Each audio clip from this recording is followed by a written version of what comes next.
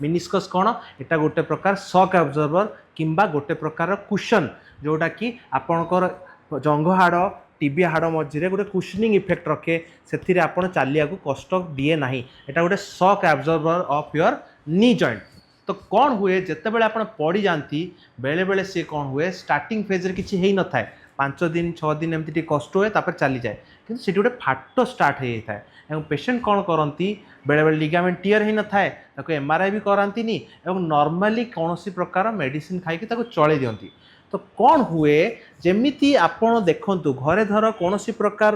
गोटे आप सोफा देखूँ कि कौन प्रकार गोटे बेड देखूँ जो ता देहरे गोटे छोट फाट स्टार्ट होता है तापर धर आप बारंबार बारंबार डेइबे तो से कौन हुए से फाटटी जमी बढ़ी बढ़ी जाए सेमिति मिनिस्कस भी सेमिति गोटे जिनस से गोटे छोट फाट स्टार्ट होता है से फाटटा धीरे धीरे धीरे धीरे धीरे धीरे बढ़ी बढ़ी जाए तापर पूर्ण भाव में छिड़ी जाए जोटा कि full thickness tear of meniscus कहती से पूरा फाटी जाए पूरा फाटिला पर सी कौन करे आंठू मोड़ला बेलू कष्ट हुए आंठू सीधा कला बेलू कष्ट हुए चक्का मारिकी बसला बेलू कष्ट हुए